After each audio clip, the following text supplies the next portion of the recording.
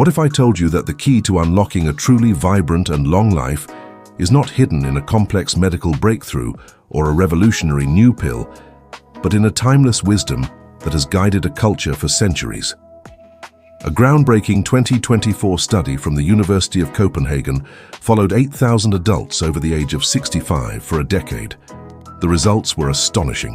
It found that seniors who lived with a strong sense of community, purpose, and connection to their environment, principles that are central to the Māori way of life, had a 35% lower rate of chronic illness and reported significantly higher levels of happiness than their peers. This was not about aggressive exercise or restrictive diets. It was about a different way of seeing health altogether.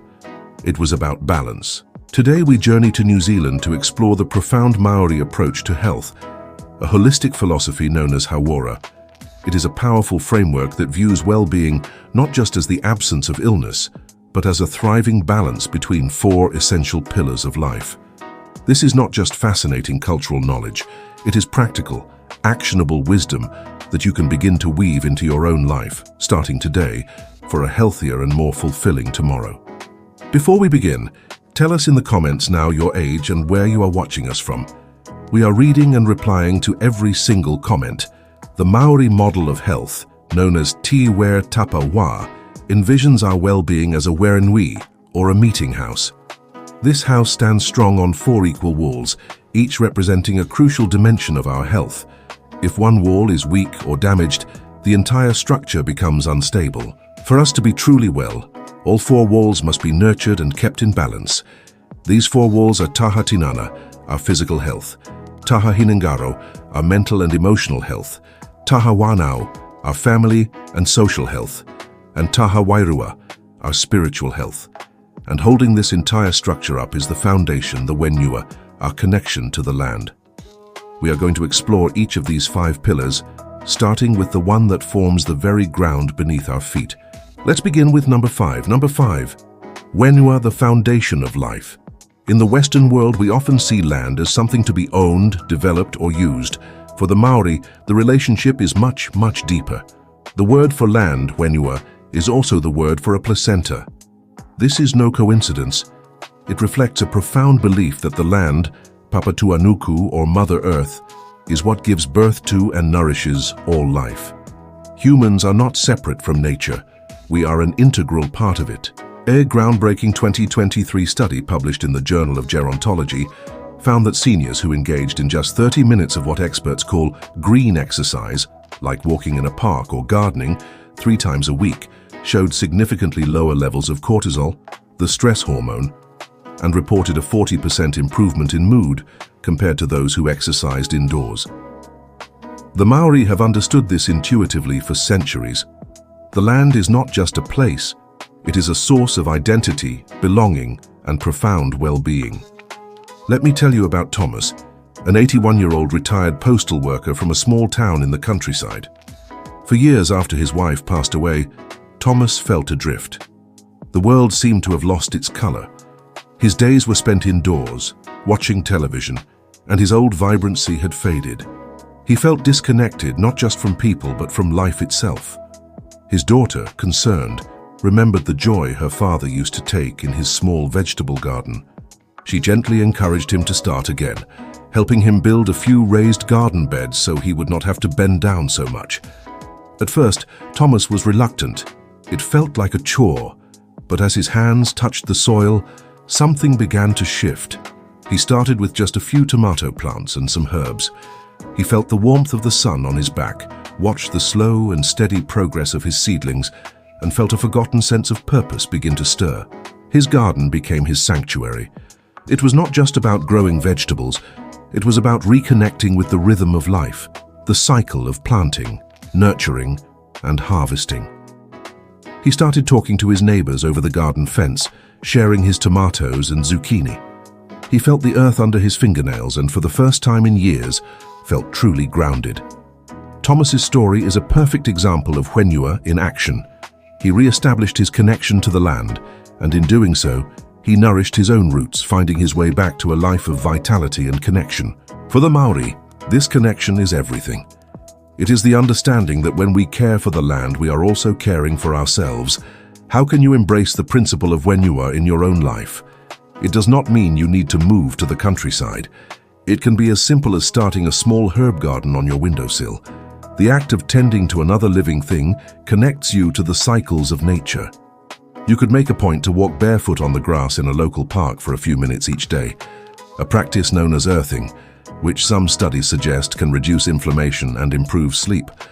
Or perhaps you can simply find a favorite tree in your neighborhood and make a habit of visiting it, observing how it changes with the seasons. It is about consciously recognizing that you are part of the natural world and drawing strength and peace from that connection. Find your piece of nature, no matter how small, and let it be the foundation that supports your health. This deep bond with the earth is the starting point from which all other aspects of Māori health grow. It is the firm ground on which we build the strong walls of our meeting house of well-being. Number 4, Taha Tinana, the physical wall. Taha Tinana is the dimension of health we are often most familiar with, the health of our physical body. It is about how we move, how we feel, and how we fuel ourselves. But in the Māori worldview, the body is not just a machine to be maintained. It is the sacred vessel that carries us through life, and it cannot be separated from our mind, our spirit, or our family.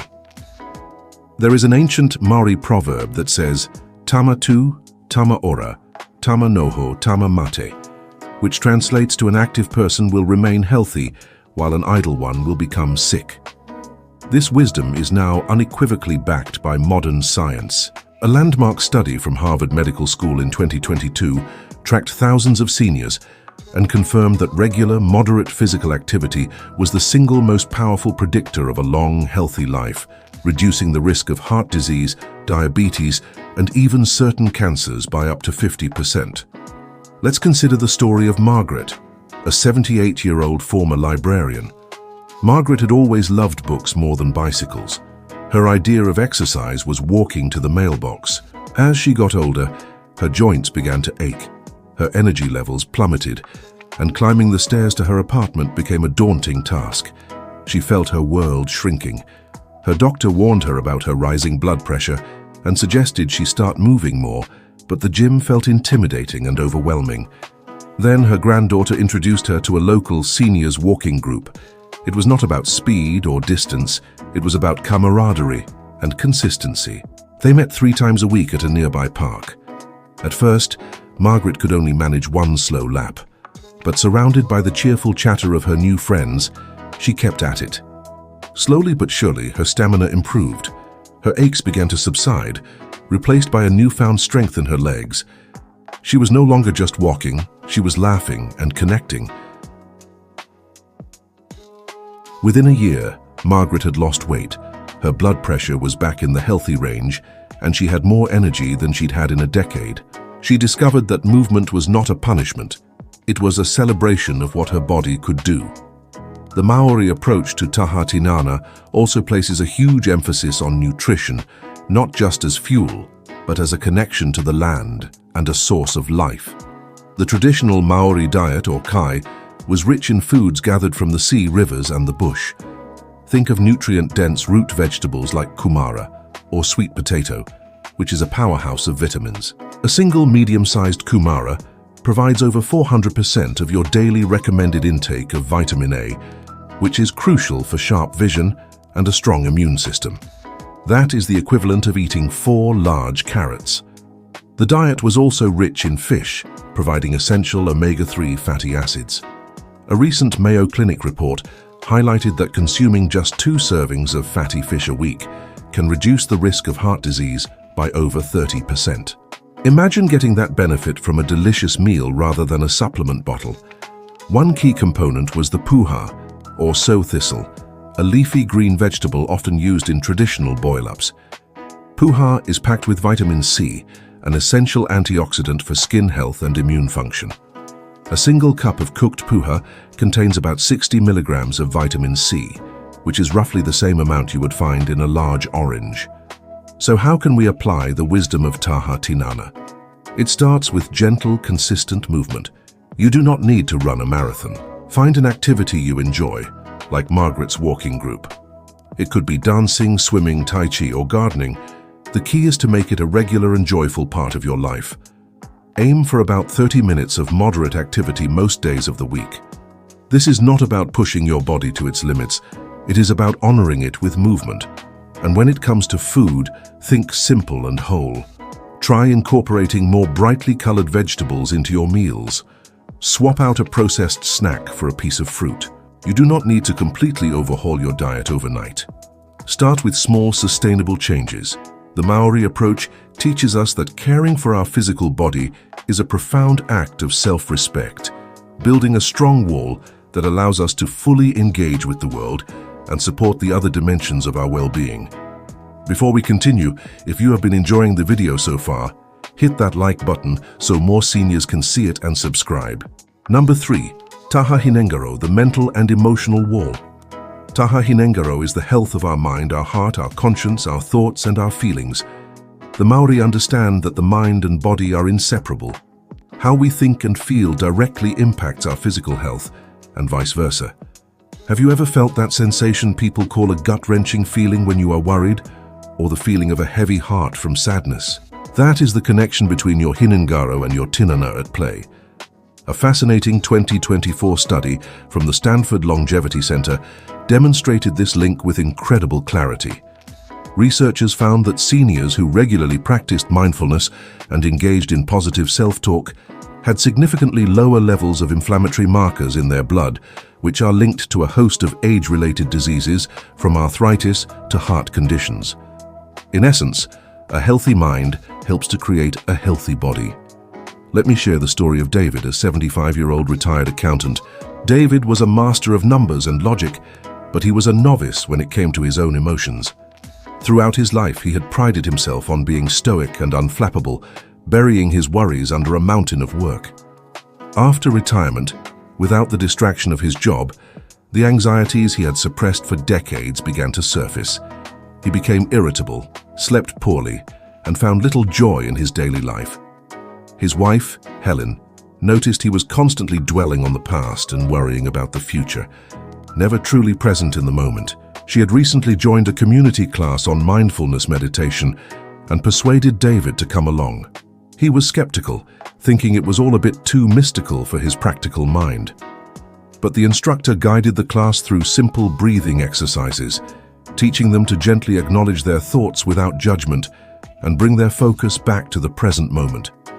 David struggled at first, his mind racing with to-do lists and worries, but he persisted. He started practicing for just 5 minutes each morning.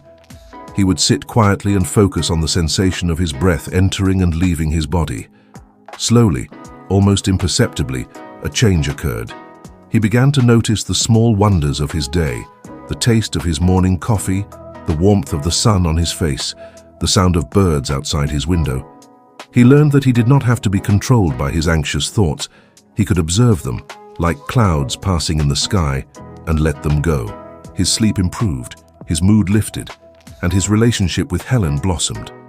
David learned that caring for his mental and emotional well-being was just as important as balancing his checkbook had ever been. Nurturing your Taha Hinengaro is about developing self-awareness. It is about learning to express your feelings constructively instead of bottling them up. For the Māori, sharing stories and communicating openly are vital practices for mental health. One simple way to begin is through journaling. Take a few minutes each day to write down your thoughts and feelings. It does not have to be profound literature. It is simply a way to clear your mind and understand yourself better. Another powerful tool is gratitude. A study from the University of California, Berkeley, found that people who consciously practiced gratitude reported fewer aches and pains and a greater sense of optimism. At the end of each day, try to think of 3 things you are grateful for. It could be a kind word from a friend, a beautiful sunset, or a comfortable chair. This simple act can shift your focus from what is wrong with your life to what is right. It is about building a resilient mind, a strong and sturdy wall that can weather the inevitable storms of life, protecting your overall health and allowing you to live with a sense of peace and joy. Number 2. Taha Whānau, the family and social wall. In many Western cultures, the focus is often on the individual, but for the Māori, the individual is seen as part of a larger whole. Taha Whānau refers to our social well-being, the health that comes from our connections with others. This is not just about your immediate relatives. Whānau is a broad concept that includes your extended family, your friends, your colleagues, and your community, all the people who give you a sense of belonging and support. The strength of the Whānau is the source of strength for the individual. This ancient wisdom is now being validated by a wealth of modern research.